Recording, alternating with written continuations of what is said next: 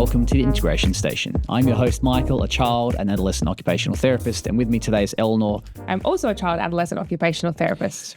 How you doing, Michael? I'm well. I was going to say welcome back. Good to see you. Good to see you too. The first one back for a little while since camp. Yes. We had our camp casts that came out, I think, last week. Yeah.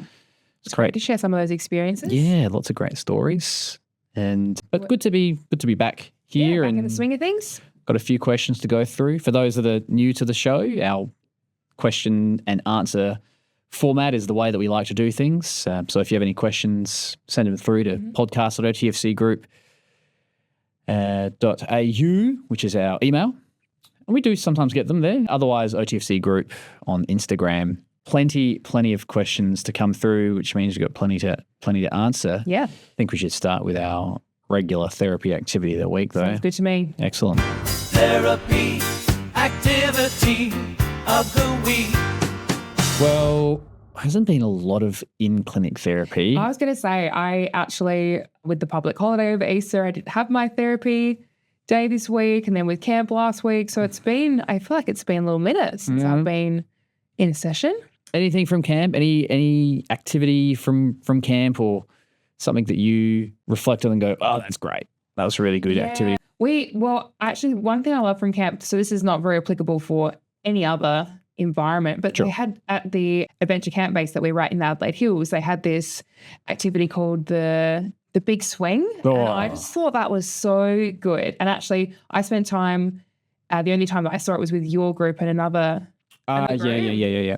Shout out to the legends in the Life Skills in Red group. They're such awesome human beings. Great value. But I just loved it was this essentially one person gets all harnessed up to a swing that's then pulled to its maximum height by everyone else in the group. So everyone else, they heave ho to pull the rope as far as they can and bring the person that was harnessed up on the swing as high as they can in the air. And then we give a countdown, we pull a little button and the swing goes flying backwards like from a big such a height. pendulum sort of, And it was awesome for so many reasons. I thought the actual, really when we're talking about those activities that push outside your comfort zone, man, that is definitely one for that and really big input from that. But just the heavy work in the pulling for the rest of the team that are working to bring that person up to the top was huge. And it was so interesting. I saw a friend of mine that I used to work with, and I know you mentioned too that camp's basically like a reunion. I love the older camp for that because I feel,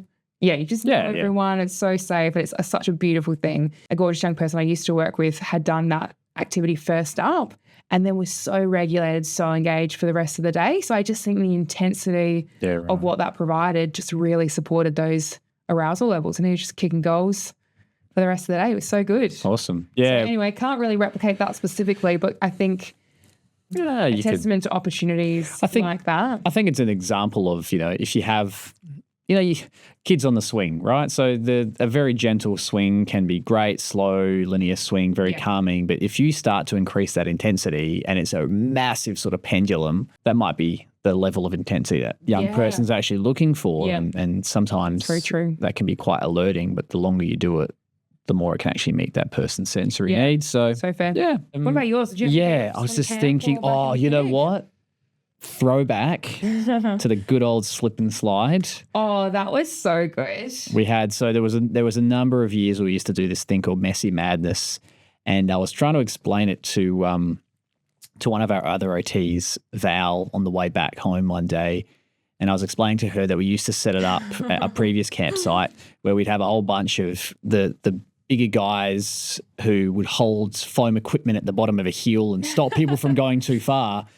And some people the momentum kept going and it ended up being a whole bunch of Skittles. People were just at the bottom holding foam equipment and just knocking people over, and work health and safety obviously did not allow that to continue. But we changed it this year and it was brought back for the first time in about 3 or 4 years, I think. And it was a far, far better setup. And it was just so good to see so many people lining up down this giant hill. Yeah. Huge tarpaulin. Huge tarpaulin with soap and other things and just lathered up to go down on your belly, on your back. Yeah. Really safe and really fun. And people just absolutely loved that. And I think, not the best time of the year to be doing. We had great weather, but not the best time of the year to doing it now. But when you do get your summer months, the good old slip and slide. Yeah. There's just something about the input you get from the run and the slide, and just, it's that, again, if we're talking about intensity, it's like a high level of intensity, and then the water is cooling, and it is a real sensory experience that I think sometimes we forget how regulating it can be, and just movement for some people, just going and running and sliding, and that's it was great for the big body input as well. Just really feeling where you are in that space, like the big bash, crash and slide. And we even had a few OTs going down full speed. I think even Dino went down at one point and got a bit of a he was the first jump test. off the ridge, a little ridge there, so went flying Superman style. And I reckon Eli got a few decent. Yeah, he's nodding his head. Got a few decent photos from that Good. as well. So yeah, that was a really cool activity. That was awesome. Great to see the one back. And I feel like we've done that thing again when we've looped it in with the regulation strategies too, but nothing wrong with that. Nothing wrong with that at all, but I'm sure we've got some regulation strategies of the week. Regular segment. Let's do it. Regulation strategy of the week. So regulation strategy. Did you have something? I did actually. Okay, well, I'll go to you. Which is probably a little bit different to maybe how we've approached regulation strategies previously, but I had the absolute pleasure of spending some time with one of the friends on the second camp who just honestly, I think just being at camp in that space was a really positive, huge win for him. And on the first day, I think a lot of apprehension about what the day was going to look like, separating from his family, some really big feelings around that, understandably. And just it was voicing that he wanted to go home. And then that kind of escalated from there, a lot of negative self-talk. And, I think when we often talk about these moments to support regulation, this isn't someone that I'm going to work, in terms of his ability to problem solve and really take in what I'm saying. Just wasn't in that space. So I'm just trying to validate, hear them out. I was trying to say back what he was saying to me in these points of frustration, but then that actually, he was escalated even further because I wasn't quite getting it right, and I was mislabeling what I was saying back to him, and he became increasingly frustrated, very upset, and that ends up bordering on essentially like a bigger meltdown. But I just stripped back everything that I was saying. He had managed to get to just a little spot. I was able to take his hand, and he let me take his hand. I'm like, I just have to remove him from this space. I didn't say anything except for I'm here. And I just repeated that over and over. And then eventually he started saying, I know. And then I said, I'm here, you're safe. And he just kind of was leaning into me a little bit more. He ended up letting me give him a really big hug. And that's all I said. And I just kind of kept him moving, able to get him to the sensory room under a whole bunch of crash mats. And then when he felt ready, we were able to talk and make a play safe for the whole rest of the day, which I thought was incredible. But I think just really putting those strategies into play was, for him, what he needed to support his regulation was not more words. He just needed to know that someone was there. And that's all I had to say for him. And we were able to work back from that. That's pretty good. Yeah, it was really, so when we're talking about those memorable moments, I was so proud of him. We had a couple of wobbly moments over those days, but he stayed and he engaged, and it was awesome. And to be able to come back from that feeling, that really intense, I cannot be here, I need to go home, to I'm doing things with my group, I'm engaging, is unbelievable. That's huge. Yeah, very proud of him. It's co-regulation 101. Yeah. Yep, so that's my co-regulation strategy. Love it. Week. Yeah. I can't top that. I'm not going to try. I think that's so enough. Hard to, I felt it in myself where I'm like, how am I going to get this gorgeous human who is just in full survival mode back from. How are you feeling in that moment though? Like how are you managing to stay calm? Because I think lots of parents have that situation, whether in the community or at home or something, and they have to figure out what they're going to do. I mean, obviously as an OT, you've had some support, you've had some training, and I understand that. But at the same time, some of those things aren't necessarily things that get taught as an OT. Yeah. You know, it's about being able to be present. How are you able to maintain that level of composure to be able to self-regulate, to co-regulate, because that person was able to self-regulate? It's honestly, it's so hard. I could just feel, you know, like heart racing in my chest going, how are we going to come back from this? And we were in an area by the creek. There's sticks and things like that around, which is, you know, bringing a bit of a safety element there. But I think when I realised I just need to stop talking, I think then I could really that helped me a lot too, because I'm not saying things that aren't helping the situation either. So I felt like that almost gave me a beat to recompose, and then seeing that it was effective obviously then helps as well. But just holding the space is really hard. Yeah, really hard. Okay. Yeah, sorry. I just was interested. Yeah, and that's quite heavy. And I think that's going to play into one of the questions that we have had that have come through for Wonderful Human that's written in, looking for some strategies for a lot of the negative self-talk. And really, I think self-loathing is how they framed it, following those really, those big moments or like a tricky and impulsive action. We have a few other things to chat through as well, right? We do. I'm happy to start there. I think it's probably a useful segue because it kind of ties into that. And I think, you know, the question is, as you said, what's the best way to repair a child's self-loathing following a tricky or an impulsive action? And I think, you know, this question obviously comes from, you know, I'm assuming, I don't know, but from a person who has a young person or knows a young person who may be neurodivergent. And so there is automatically that baseline of heightened anxiety. Yeah. So they're already at a slightly heightened state. So I take your case, for example. You've got a young person who's in a very heightened state because this is a really unfamiliar environment. It's a lot of effort, a lot of work just to get them to be there. The demands are huge. Huge. Yeah. And so any action that's taken as and seen by others as, you know, a wrong action or something that's, you know, not desirable will be taken on as I've done something wrong or I'm not doing the right thing, or, you know, you get these thoughts going through your head. And I mean, this happens all the time, you know. I'm a parent myself. I see this at times when my son does something impulsive and I'm like, how do I respond to this? Yeah. You know, and it going back to what you mentioned about how you responded to that young person who was experiencing a meltdown and trying to co-regulate. I think one of the biggest things is to try and co-regulate in the moment. Because what I'm hearing here is the best way to repair that self-loathing following an impulsive action.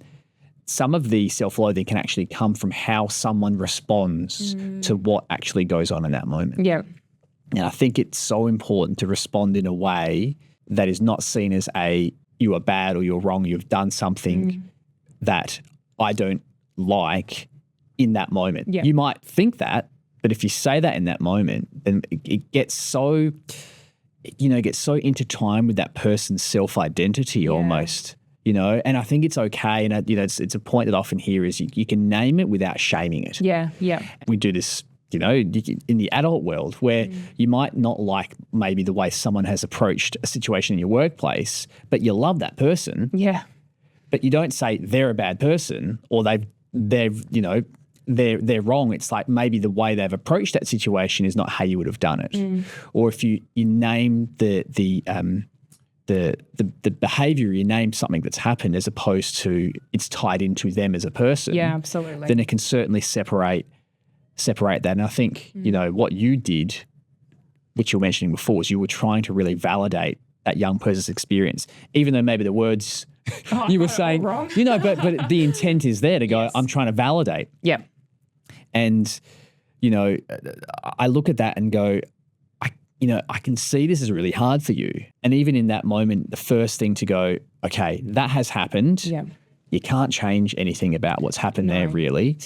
But I can see that was a hard moment for you. I can see there was something there that made you do that. You know, people don't do things. Some people are just very impulsive because they're working so hard to process everything going on. It's almost like a knee-jerk reaction. Yeah, yeah. Where it's like, you know, you couldn't stop yourself from doing that.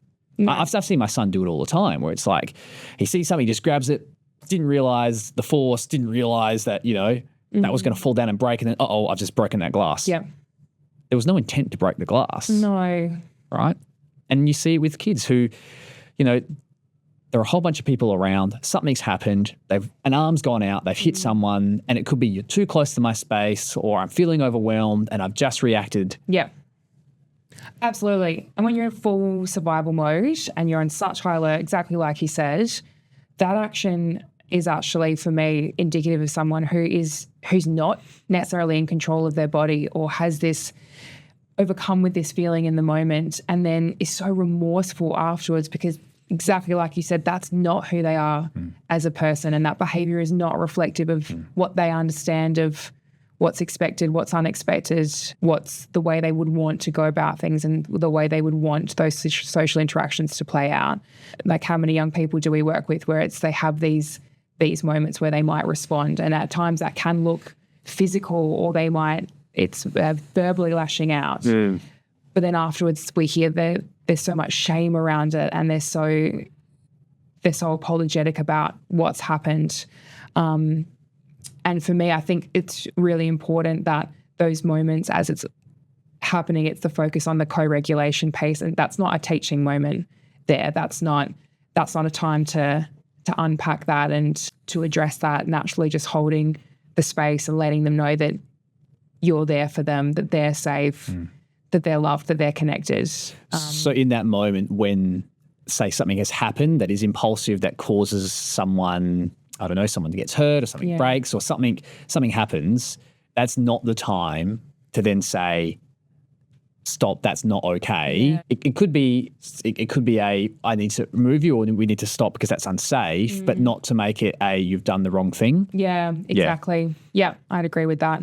And I think probably in those moments afterwards when you can workshop it, like it's so hard when I can hear from this young person at the moment when these things do happen, how they internalize that and how they hold that, and it's so heavy. But I think all you can do is use the moments afterwards when you are able to talk it through to continue to validate and present them with a different narrative that I know that's not okay, but you're a good person and you do these things really well and these are your strengths, and something I know that you're really good at is wanting to share with someone afterwards, and to go back through that. So validate the things that they're strengths for them, the things that they do well, and you can just only hope that we can reinforce that over time, even though I'm sure in moments it's really hard to. And when you're in the thick of it, that's a longer game, I suppose. And I would almost say too, when we think of these responses as like a response of an activated nervous system, that actually like the going back and apologizing bit, which is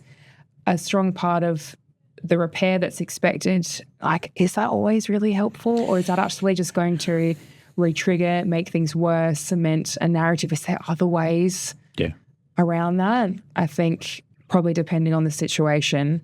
I understand why those things have to be in place, but I just think that further solidifies those feeling of guilt and shame and that negative self-talk. I don't know. What do you think about that? Yeah, I think sometimes look, I understand the idea of an apology, and sometimes that's the other thing that's requested so soon after the moment, and a lot of people aren't in the state to do that. And to be fair, a lot of people aren't in the state to process that as well. And it also comes with another social interaction, which is probably quite confronting in the first place. Sometimes, I've certainly worked through, for those that, that are verbal, that are speaking and able to, being almost like a proxy, a person that's said, look, I spoke to that person and they've passed on and, they didn't mean to do that. Yeah. And it's what it's doing, it's taking away that expectation, but acknowledging to the other person that something's happened to, that the person that impulsively responded, that was not their intent. And they're actually finding it hard to say sorry, and they're feeling really bad about that. Yeah. That this is not something they're happy with, and they're working through those things as well. Just to reassure that other person as well that it's a two-way situation, that I know you felt like something's happened to you, but this other person's going through a lot as well. Absolutely. And I think sometimes that can be really hard to do, but it can also at least provide some level of repair without, the act of saying, as you said, the act of saying sorry can be really hard. Yeah. It certainly acknowledges that you are at fault and you are the person that has been at fault solely. Yeah.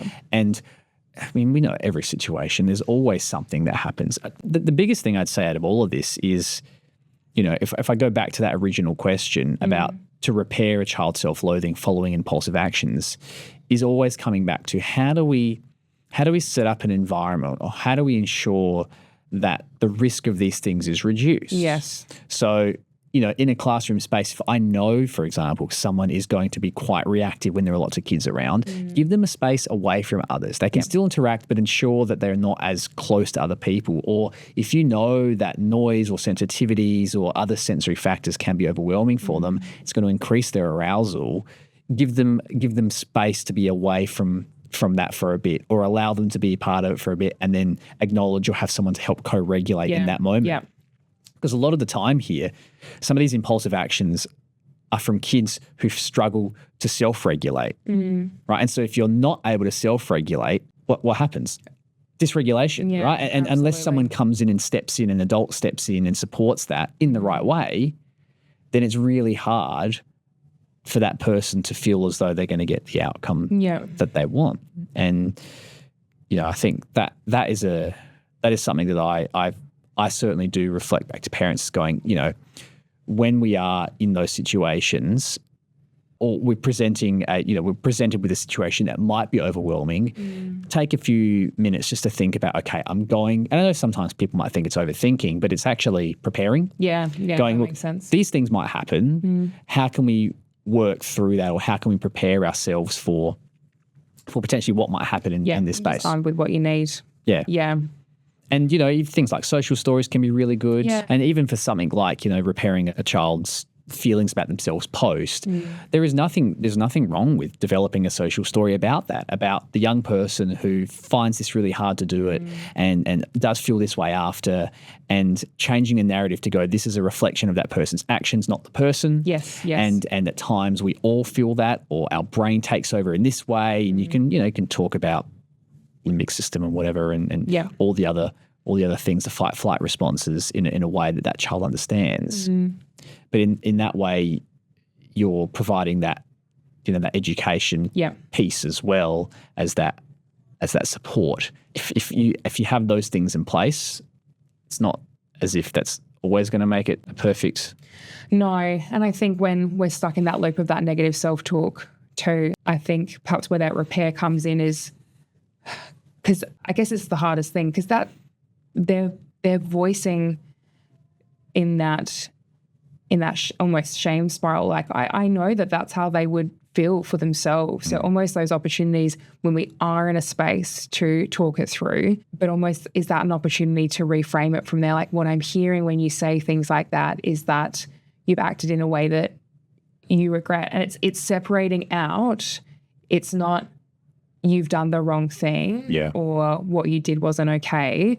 It's I can hear that you wish that things had gone differently. Like, let's talk about that. What could some of those options have looked like prior? This has happened because that's what you had, but like what was another option? Could we have gone and spoken to someone? Who would have been a safe person that we could have shared with beforehand, like, and kind of work back from there? And that's, once again, that's just hopefully the repetition over time and the shift in the language and broadening that emotional literacy and understanding to label that in a different way. Yeah. And I think as OTs, we're also trying to, as I said before, trying to reduce that overstimulation of an environment, the increase in the sensory factors that can increase that arousal level and potential impulse control. And also post that, finding things that can self-regulate after. They go, okay, we've had a big moment and we just need to find a space that's safe for us to just draw in and to, or a strategy, whether it's something we go for a walk after, or we have the opportunity to sit and just listen to music, or whatever else it is, deep pressure for that young person to bring them back in a more regulated state. Yeah, I guess see how that works from there, because sometimes it is trial and error. Yeah. And it's not always going to get it right. Yeah, and it's never just one thing. So, in answer to the question, summarizing that. Obviously, there's a whole range of things there, but I think if you separate the person from the behavior. Oh, it's just the biggest thing, isn't it? Huge. Yeah. And when you choose to have that conversation and and really, as you said, like from your example you mentioned with that young person on camp, really trying to be that calm and, objective person in that moment to try and co-regulate post an incident can just help change that narrative from the outset. Yeah. But you're so right, though. I think, in summarizing that, yes, there's the things that we can do to set a young person up for as much success as possible, have those proactive strategies in place, social stories to support understanding, and then access to as much regulating, self-soothing tools as we can support, whether that's beforehand to set that nervous system up managing these things or access to it afterwards, after a tricky moment. But then, yes, in terms of reframing that narrative, understanding that conversation needs to happen when they're in a space to do so. Yep. But I think the hardest thing is it's with that negative self-talk you're saying, but that's not true. I think even though we know that, and perhaps when they're in a better place mentally, they know that too, but in that moment, that's what they're really feeling. So how can we reframe that in a way that helps them separate? We can separate that behavior from the person, but they can't in that moment. So how can we reframe it to go, I can hear that you wish things had gone differently. What could that look like? Interesting when we're talking about that. I also think in situations, and this is kind of off the question itself, but it's the inverse. In a situation like that, where that person thinks they've done nothing wrong. Yes. Where they haven't actually responded impulsively, but they feel completely justified, and that it's completely the other person's fault. Yes. That's another situation where I think a lot of the same strategies actually do come into play. It's just you're changing the perspective to go, well, it kind of, it adds that theory of mind of, can you see that other person's perspective here? Can you see how the other person has felt, or, can we take on that other person's point of view here? Yeah. And I think in that situation, you're working just as hard to go, this is we need to try and restore a connection here. And however we do that, we can use whatever strategies we discussed. True. But it's a similar approach, just a very different end of the spectrum of situation. Where it's like I can hear that you feel that action was required in response to what was happening. So this is what that's looked like. But what else could we have done? Yeah. How else could we have reacted? Yeah. Yeah. The language around I hear and then trying to reframe that in a different way can be really powerful. Yeah. I statements, always good. Yeah. But hopefully that's helpful, and it's actually, my heart always breaks in those moments for those young people who just really, they try so hard and they're just working to make those connections and engage and have that meaningful interaction. It doesn't always go as we expect, and that's really hard. Yeah. We have another question now. I think it's from an OT actually, who's a big fan of the pod. Thanks for writing in. Maybe a Love to hear that. long time listener, first time writer innerer. It was, I work with a child that is struggling with transitions from classroom to lunchtime, often runs away due to hyper auditory sensitivities. Would you guys happen to have any strategies that you think would help? Yeah. Good question. What immediately jumps to mind for you?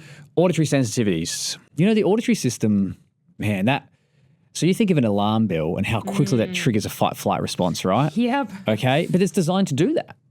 Like we're like, like bells, horns, dog barks. Why are we so tuned into those noises? Because our, let's be honest, like our primitive brain is wired that way. Yeah. So we hear a bell, and we hear noise from, and the situation here is transition from classroom to lunchtime. There's a bell that's going off. There's lots of people moving. So there's a real extreme, not just an auditory change in the environment, but there's people, there's probably smells. there's vision. There's lots of stuff going on. So our system is going from potentially a reasonably regulated state to a completely over-aroused state. And do you know what you add into that as well? What's that? That you are going from, in that transition from the classroom to lunch, you're going from an environment that's very structured. You know what to expect. Yep. Yeah, some things might have been hard, but that's very contained. And then transitioning to an environment that there's Free for all. areas in play. It's the free play time. Maybe we don't know who we're going to connect with. We don't know what games we're going to play. Things feel outside of our control. So perhaps already in the lead up to that, we're becoming a bit anxious or unsure, or there's those feelings of apprehension. And then those arousal levels, those feelings of anxiousness are increasing. And you had in the sensory overwhelm, then all of a sudden flight, but it's flight. I just got to get out of there. I'm running away. This is way too much. Yeah. And the question is about auditory sensitivities, and it could be that, I think back to it and I go, well, if there's no one in the class and the bell goes off, is the response still the same? Not that you can do a test on that, but you could do it at home. This young person could have if I hear this bell and it alerts or a dog bark, do I have a similar response? Yeah. And sometimes you can go through that. And from a sensory profile perspective, I would certainly be looking at the first point and going, well, does this person's sensory profile suggest that auditory sensitivity is quite a significant thing? Yeah. Or if you did a sensory profile and you see the visual and body awareness and other things are quite high, you go, maybe it's not just an auditory sensitivity. No. Maybe it's, as you said, maybe it's the busyness of the space or structure or lack of predictability and free play that means that this person just wants to get away from this environment. Yeah, and the bell just signifies the start of a time that's feels overwhelming. Yeah. If it is noise sensitivity as the main thing, then I have certainly spoken to schools before about the possibility of changing a bell sound, or a person being able to transition out prior to that bell going off. Yeah. So we know, and at the end of the day, like teachers, the whole school knows at this time is lunch. Yeah. So it's not as if when the bell goes off, it's lunchtime. Yeah. They know it's going to happen. Yeah. So if you can try and transition out prior to that, I think that can certainly help. And even things, that adds a level of predictability. You might have a visual schedule that helps support that. At this time, we're going to go out now, and then the rest of the kids are going to follow. Yeah. That provides predictability. Yeah. You could do that, social stories or whatever method you choose. But in that way, you're taking away, I guess, the impact of that stimulus of that bell. Yeah. Yeah. And sometimes when it's unexpected or unpredictable as well, loud, I do think the social stories or the scripting works really well. A little bit different. I had a friend who was triggered anytime like a crowd would clap. But we just had like lots of, so it's a similar, and that's even more unpredictable because you don't always know when that's going to happen. But we just had lots of language worked over time to give, the warning prior to. So if I think about the alarm, the bell in this situation, a social story might look like I have these lessons in the morning and at this time the bell will go off so that we all know it's time to go for recess and lunch. It might be loud, but these are some things that I can do to help just before, and I can put my headphones on so that I know that it will feel a little less. I could ask to go to a quiet place, or I could, sometimes my teachers might help me to leave the classroom first. So it becomes you reducing the number of unpredictable elements, because sometimes tapping into that stuff in the moment when we're already heightened might not be as successful either. It's interesting, the bell as an example. I'm assuming it's a bell as one of the things that triggers this young person. In the easy assessment we do, in the sensory reactivity component, one of them is a school bell. Yeah, it is. And I get a lot of people when you play, so one of the components is you play different sounds and you have to get the person that's being assessed to decide whether they like it, they don't like it, or it's okay. Yeah.